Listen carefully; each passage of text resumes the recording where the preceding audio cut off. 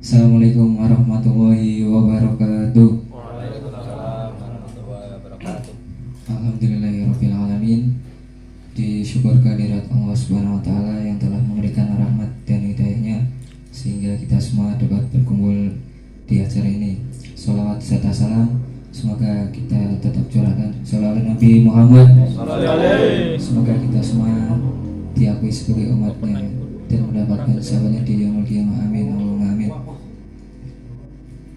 Yang saya hormati Ketua Ansor Ranting Musoi, yang saya hormati Komandan Banser PAC Kecamatan Talun, yang saya hormati Tuan Rumah Rotik Montako, yang saya hormati sahabat-sahabat Ansor yang berkenan hadir di sini maupun yang tidak berkenan hadir. Saya di sini selaku host akan memandu jalannya acara pada malam hari ini. Yang pertama, saya mau tanya kabar kepada sahabat-sahabat semuanya yang ada di sini. Gimana kabarnya sahabat-sahabat Ansor? Alhamdulillahirabbil alamin. Rame nih Pol. Ngumpulin rayakan. Ya. Artis ya. Ya cari kang rotoknya sementing modal kaki telu wis jamak. Di sini ada beberapa pemateri yang nanti akan mengisi jalannya acara pada malam hari ini. Kami akan membahas mulai dari hari santri, kemudian nanti juga ada pembahasan tentang kewirausahaan. Di sore saya ini ada sahabat Hasan, beliau alumni santri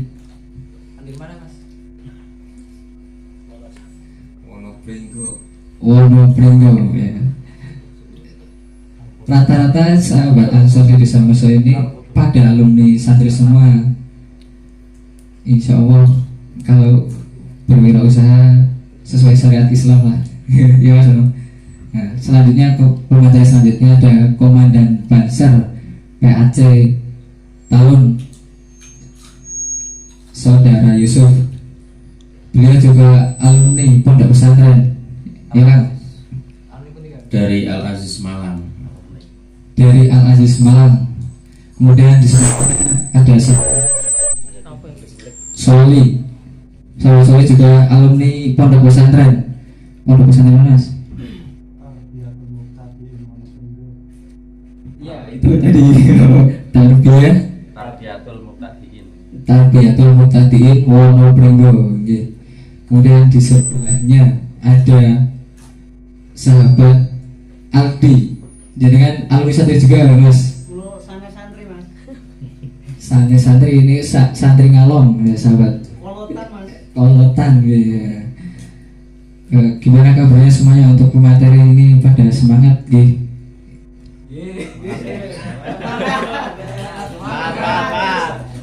Siap ya. Ini langsung aja kok Kak Ratul. Oke langsung aja. Saudara Hasan, monggo Mas Hasan. Assalamualaikum warahmatullahi wabarakatuh. Waalaikumsalam. Perkenalkan, nama saya Hasan Ashari. Saya di sini mau bercerita tentang usaha saya tentang budidaya jamur tiram. Pertama saya belajar jamur tiram itu diasuh oleh sahabat saya Rudi Jaben. Bukan. Anda dan sahabat saya Yayan Sucikal. Saya belajar jamur tiram itu sekitar 2 tahun. Dari tahun 2018 itu saya belajar di rumahnya sahabat saya Rudi di Jaten Usaharan. Kok kepikiran membuat jamur tiram itu dari mana Mas? Kok nggak usah lain gitu? Saya dulunya itu suka makan jamur yang ibu saya beli dari pasar-pasar. Terus saya kepikiran teman saya itu buat jamur dan saya penasaran tentang caranya membuat dan caranya berjualan. Lah sebelumnya itu udah pengalaman berwirausaha atau ini usaha yang pertamanya mas? Itu saya baru pertama kali dan saya mau coba. Mas baik, ikut jenengan belajar berapa bulan? Saya belajar usaha jamur tiram ini sekitar 1 bulan dan saya sambil itu setiap pagi sekitar jam setengah 6, terus dilanjut kerja, berangkat dari tempat saya belajar itu sekitar jam 7:04. Setelah belajar 1 bulan, kemudian langsung praktek. Ya, saya langsung praktek dan saya ditemani oleh pengasuh sama teman saya itu.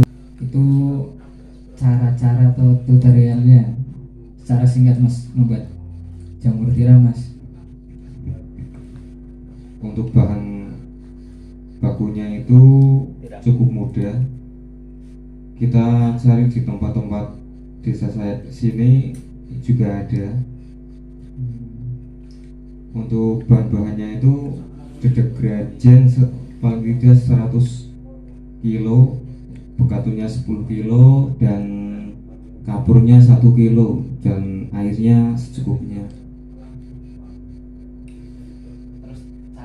Diaduk pokoknya campur. Cara membuatnya itu diaduk sampai tercampur dengan sempurna, dan setelah itu didiamkan selama 1 malam. Setelah itu dibungkus plastik. Setelah di plastik itu kita masukkan ke steamer. Steamer itu untuk memasak. Cara bahasa sini itu mengedang. Mengukus ya. Paling tidak itu sekitar 1 hari 1 malam baru bakloknya itu dingin. Baru setelah itu kita bibiti. Setelah dibibiti itu kita diamkan selama 1 bulan 2 minggu biar miseliumnya itu full backlog. Setelah full backlog kita diamkan lagi paling tidak 1 minggu, nanti tumbuh misel. Misel itu pucukan jamur. Tunas, misel itu tunas jamur. Setelah tumbuhnya misel itu paling tidak 2 hari baru jamur bisa dipetik dan dibungkus ke pengepul. Jenengan sudah berapa tahun mas bergelut di dunia jamur itu? Sampai sekarang sudah selama 3 tahun.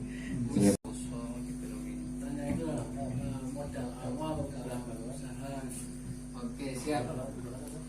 Ini ada yang tanya mas, katanya modal awalnya itu dari mana mas dan berapa? Kira-kira berapa lah untuk minimal modal biar bisa cuan. Minimal modal itu ya kalau buat sedikit sih nggak terlalu banyak, tapi saya buatnya 1.000 itu paling tidak 1.800.000 sampai 2 jutaan. Itu bisa menghasilkan 3,5 juta sampai 4 juta, itu belum bersih. Kalau kira-kira penghasilan per bulannya mas? Kalau penghasilnya per bulan itu tidak pasti ya, karena jamur itu setiap harinya tumbuhnya nggak sama. Kadang untuk rata-ratanya itu 3 sampai 4 kilo.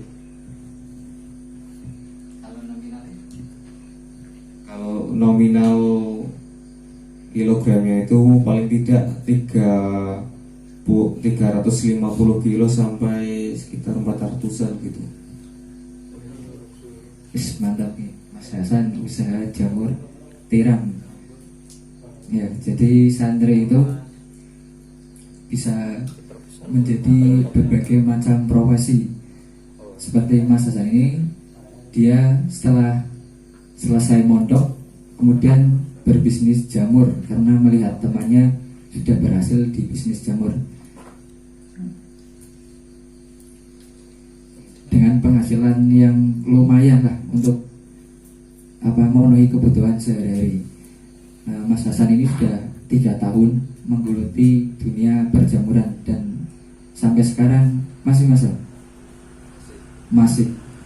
Nah, selain berwirausaha, santri itu juga peran sebagai penjaga NKRI dan juga para kiai.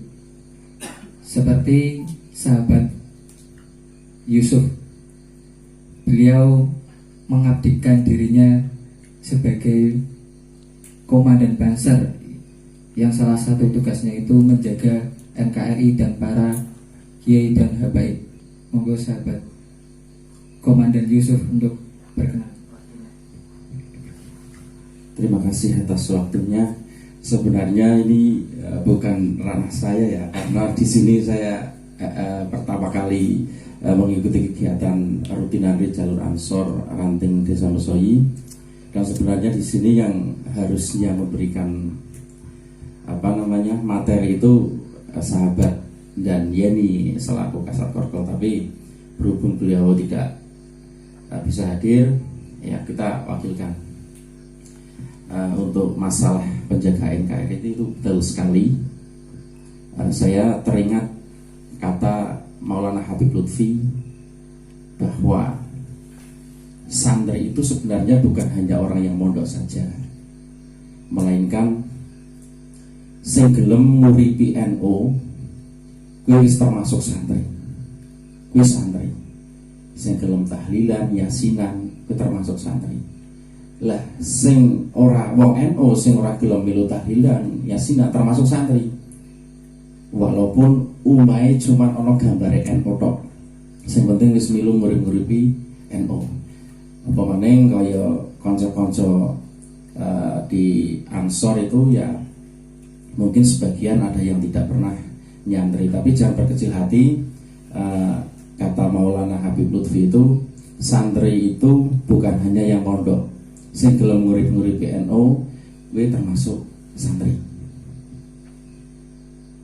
Dan juga santri itu dididik diantaranya betul apa yang tadi dikatakan oleh sahabat Rudi Warsono untuk menjaga kedaulatan negara Republik Indonesia, karena ada 4 pilar, yaitu Bhinneka Tunggal Ika, Pancasila, Undang-Undang Dasar 45, dan juga NKRI. Mengutip dari sejarah, apalagi ini momennya pas hari santri ya Kak Rudi, sedikit cerita. Gerakan santri itu diawali dari tanggal 22 Oktober 1945, di mana santri bergerak untuk melawan penjajah, dan terjadilah resolusi jihad waktu itu tanggal 10 November di Surabaya. Perang lawan Londo yang digawangi oleh santrinya Mbah Hasyim As'ari waktu itu, dan juga dikomandoi oleh Bung Tomo tentunya. Itu adalah sebagian bukti bahwa santri itu multifungsi, apalagi sekarang sudah zamannya zaman teknologi yang sangat canggih, dan juga banyak sekali sekarang santri-santri yang sukses lulusan dari pondok pesantren, tidak kalah saing dengan pendidikan formal. Malah justru tadi ada Kang Hasan sendiri yang sudah mempunyai usaha jamu kan, juga ada nanti pemateri dari Kang Soli selaku wirausaha UMKM, itu sangat luar biasa. Dan juga sekarang santri itu banyak juga yang mengajar dan juga menjadi dosen. Maka dari itu santri itu harus terdepan, karena penjaga negara Kesatuan Republik Indonesia, salah satunya adalah santri. Coba kalau santri sudah tidak ada, ya mungkin negara ini akan gonjang-ganjing. Untuk selanjutnya itu bela negara nih. Saya kok membaca tadi di pamflet itu ada bela negara. Bela negara itu banyak sekali. Bukan hanya kita berperang melawan penjajah, bukan kita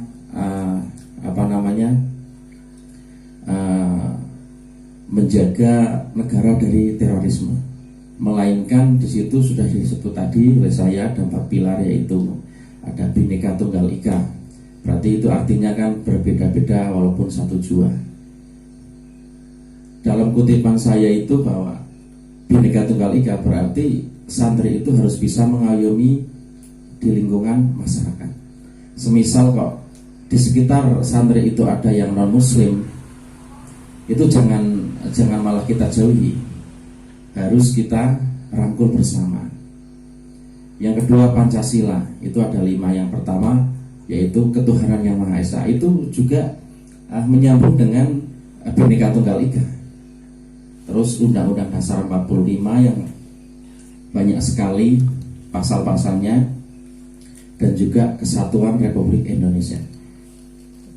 Nah, salah satu bela negara adalah juga kita sebagai santri dan juga kaum Nahdliyin, tentunya Banomnya NU. Kita juga harus bisa mengikuti atau menaati peraturan dari pemerintah. Seperti contoh vaksinasi. Ini banyak sekali warga Nahdliyin mungkin yang belum vaksin. Dikarenakan kalau untuk saat ini ibarat untuk angkatan bersenjata, ini untuk warga Nahdliyin itu masih kurang untuk angkatan udara. Jadi adanya dengan seperti Ansor Ranting Lesai membuat channel YouTube, itu adalah salah satu membangun tentara udara, angkatan udara. Kalau untuk permasalahan angkatan darat, saya yakin sudah solid. Tapi kalau ibarat strategi perang, kok kita mengandalkan hanya angkatan darat saja, kalau kita dibom dari atas, kita pasti kalah.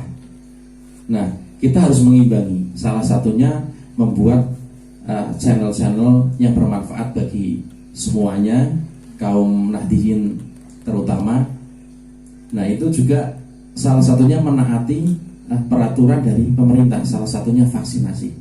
Itu memang banyak sekali kenapa warga Nahdliyin cenderung tidak melakukan vaksinasi, karena termakan berita-berita bohong. Nah, maka dari itu dengan adanya channel-channel dari Banom-Banom NU, itu juga bisa memberikan pertahanan, dalam artian memberikan sebuah motivasi kepada warga Nahdliyin bahwa pemerintah itu sudah memberikan yang terbaik buat warganya. Tidak mungkinlah pemerintah itu akan membebani masyarakat, intinya menyuntik vaksin dan mati seperti itu kan tidak mungkin lah.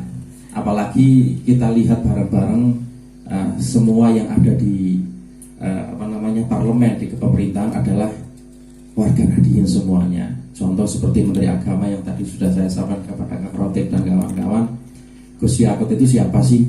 Sudah jelas. Terus Pak Yai Ma'ruf Amin itu siapa sih? Juga sudah jelas. Nah, maka dari itu monggo untuk sahabat-sahabat Ansor Banser Ranting Desa Mesoi yang belum vaksinasi, ayo kita vaksin bareng-bareng, karena MWCNU Kecamatan Talun dan juga Banomnya digandeng oleh Forkopimcam Kecamatan Talun untuk mengadakan vaksinasi massal yang momennya yaitu memperingati Hari Santri Nasional. Itu akan dilaksanakan pada tanggal 23 Oktober, hari Sabtu besok. Itu bertempat di Pendopo Kecamatan Talun. Mungkin seperti itu Kang Rudi yang bisa saya sampaikan. Monggo. Baik, terima kasih untuk Komandan Yusuf. Benar apa yang dikatakan Komandan Yusuf, sebagai santri kita harus multifungsi, Mas. Selain berwawasan ilmu yang banyak, kita juga harus dibekali dengan fisik yang kuat, ya, untuk berjaga-jaga. di NU itu ada namanya Pagar Nusa sebagai lembaga yang menangani bidang bela diri. Nah, di acara kali ini juga ada pemateri yang akan membahas tentang Pagar Nusa. Beliau adalah saudara Aldi, sudah berkecimpung di Pagar Nusa lebih dari 3 tahun Mas. Nah, kepada beliau saya ingin mendengar kisahnya. Monggo Mas.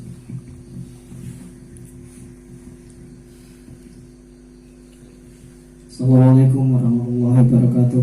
Waalaikumsalam warahmatullahi wabarakatuh. Perkenalkan, nama saya Haji Nurul Aini, warga desa Mesoi. Umur hampir 22 tahun. Statusnya ya belum nikah. Jadi seperti yang dibicarakan Mas Rudi, sebenarnya saya itu baru belajar. Ini sitik-sitik lah. Pendekar biasa. Pendekar apa? Marah deh untuk meroket. Intinya di sini tuh sama-sama belajar, menggali tentang apa? Menggali tentang pengetahuan tentang Pagar Nusa lah intinya. Yang aku ingin jelaskan tentang Pagar Nusa ya sitik-sitik lah, kenyataan belajar. Berbicara tentang Pagar Nusa itu adalah pagar NU dan bangsa. Jadi Pagar Nusa ke berdiri tanggal piro sih? Tahun piro sih? Pagar Nusa ke berdiri tanggal 3 Januari 1986. Sing mendirikan Kio Gus Maksum Kiai Haji Abdullah Gus Maksum Johari. PG berdiri pada tanggal 3 Januari 1986.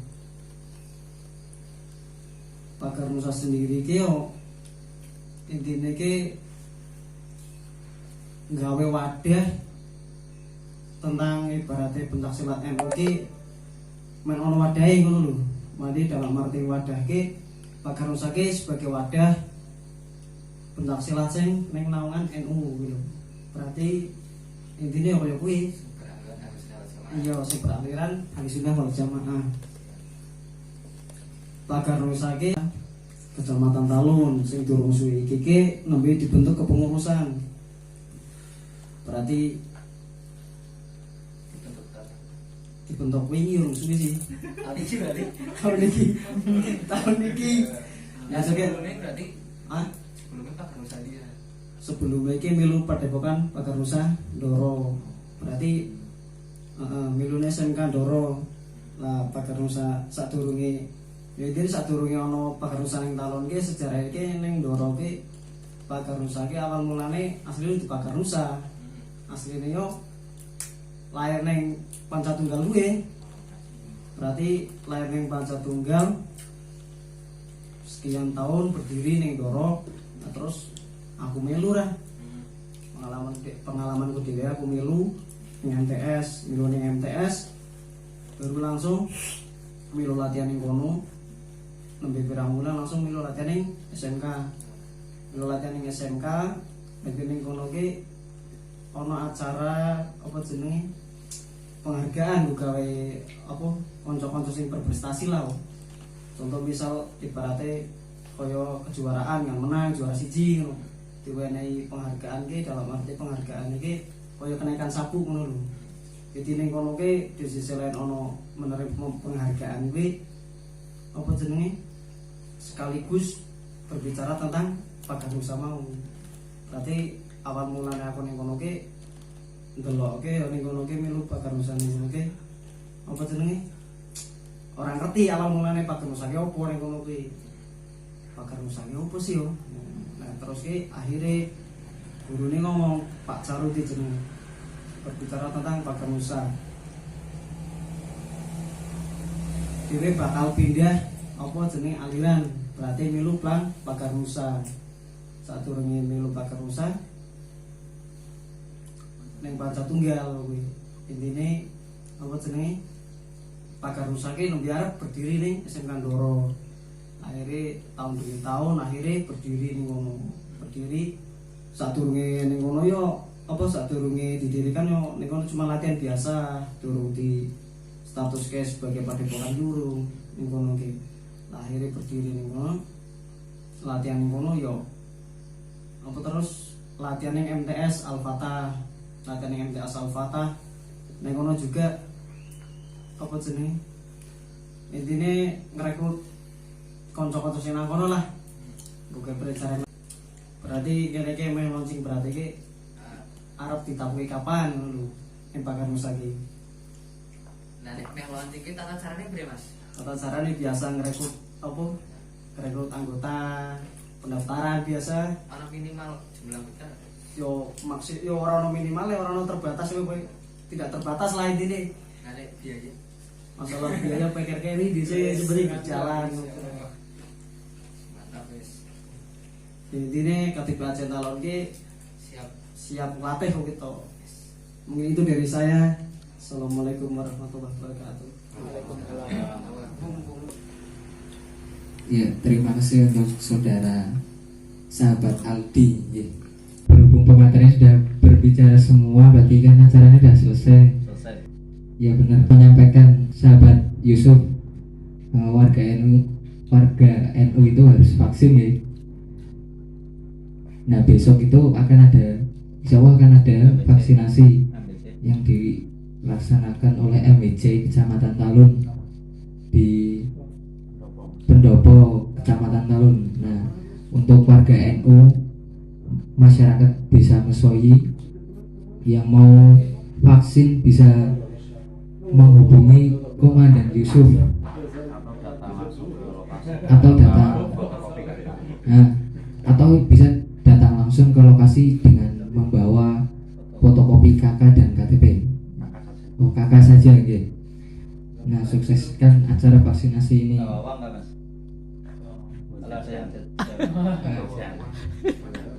Nah untuk vaksinasi ini diharapkan untuk membawa uang untuk jajan gitu. Siap. Ya.